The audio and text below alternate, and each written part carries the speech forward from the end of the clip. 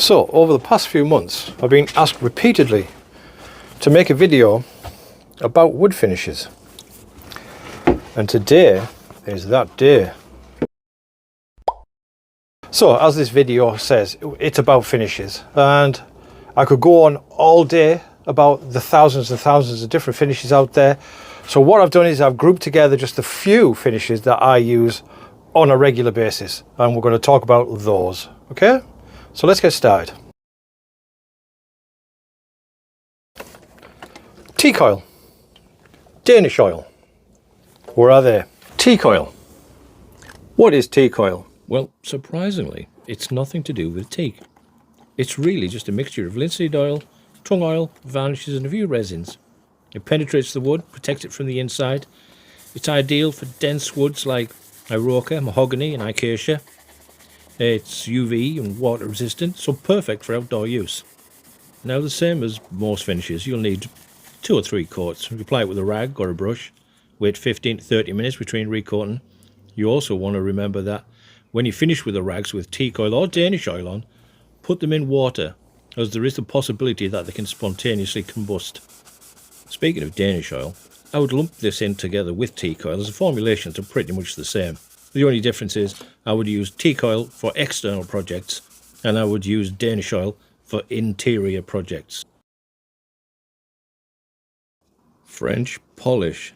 Not necessarily a product, but a method. It's actually shellac, a natural resin secured by the lac bug. We use a piece of rag with cotton wool or foam soaked in shellac inside. It's called a rubber or a fad. Now, you can make your own. You just need shellac flakes dissolved in denatured alcohol. It's not really common to modern furniture because it's quite labour intensive, but it's still used by luthiers, that's guitar makers, and for restoring antiques. The secret with this one is when you start, don't stop, don't rub it in like you would any other finish. Just one long smooth stroke down the piece that you're working on, because it will start to become sticky. And when it starts to become sticky, it'll start to roll up and you'll make a real mess. You see that? It's just a scrap of walnut, but you can see it leaves a lovely finish. And of course you would leave that now and then come back in a little while and reapply.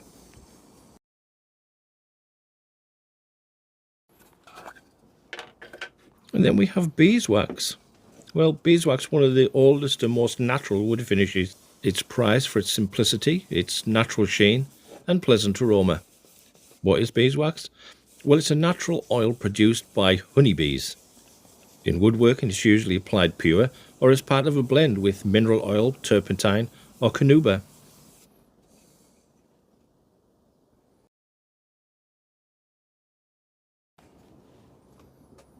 And then we have Howard Feeden wax. This is a blend of beeswax, carnauba oil, orange oil and mineral oil. I use this on wooden bowls.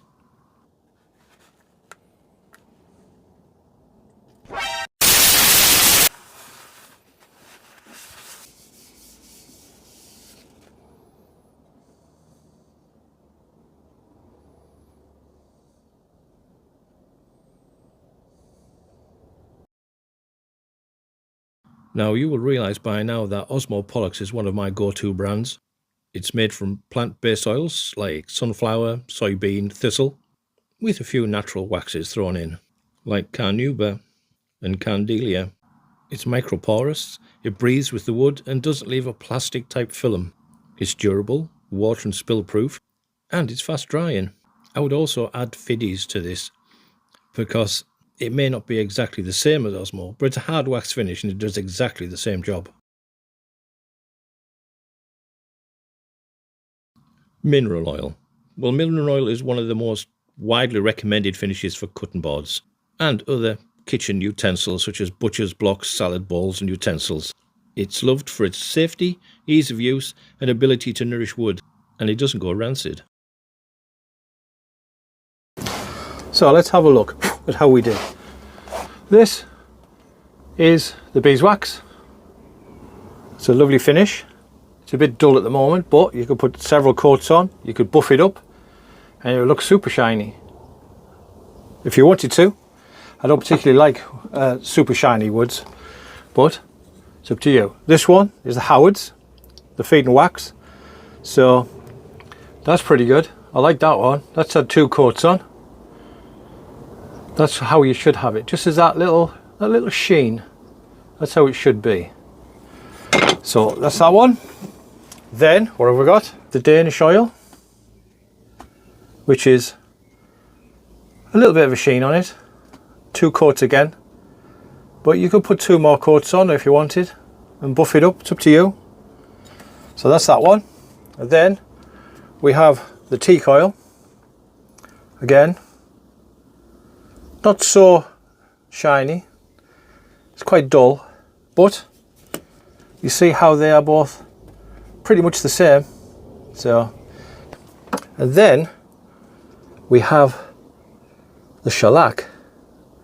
Now you have to make sure that your piece of furniture, wherever you're going to put it on, is super flat. I mean, this is just a scrap of walnut, so you can see that it has a few imperfections on it there, but all in all, I think that's a lovely finish.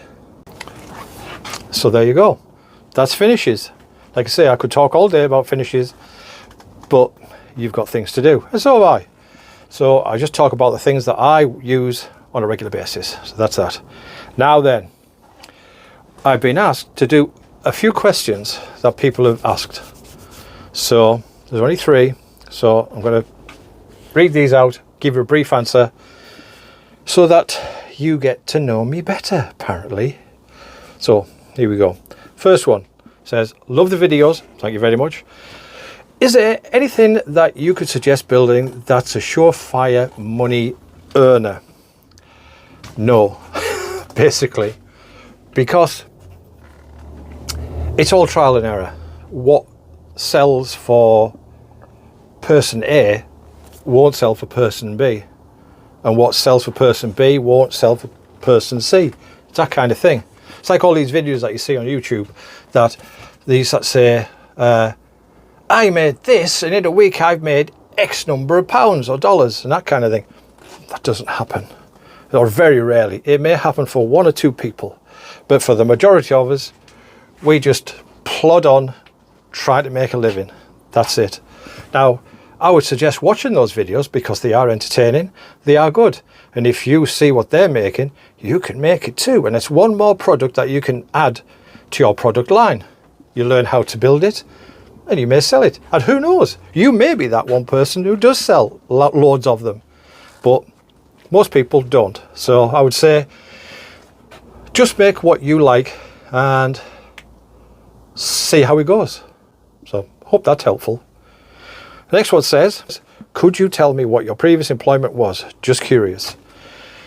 Well, I'm 62 now, so it's back in the mists of time, back when the world was black and white. And I left school at 16, and that was a Friday. And by the Monday, I was on my apprenticeship to become a joiner carpenter, as it was then. That was first and second fix for building houses. So I spent 4 and a bit years at a place just around the corner from where I lived at the time, which was called Edgar Lawson's Civil Engineering. And while I was there, I was in the joiner's shop and I worked on sites, and on Thursdays I would go for my day release, where I would go to the local technical college in town, and that would be either a practical lesson or it would be sort of just in the classroom reading or learning things. After 4.5 years I left Lawson's and I worked for a couple of one-man bands. Worked for the local council, Dalton Borough Council. I didn't last there. I got sacked because I wanted to do the job right, and they just wanted me to bang screws in with a hammer. And I said, that's not the job for me, I'm afraid, I'm going. So that's what I did. After that, I worked for a company called Bullocks, which came from down south of England. And as you know, I live in Darlington. Now, Darlington is the home of the passenger railway, George Stephenson and all that kind of thing. So we had a contract where we would renovate all the houses in town that were owned by the railway, and I spent about 6 months doing that, and then the company decided to go back down south, pull out the northeast. So I was made redundant. I needed a job because it was Christmas, so I looked and I found a job at a supermarket, and I worked there for quite a number of years. I was working in the warehouse as a bod, as we call it, and I ended up as warehouse manager.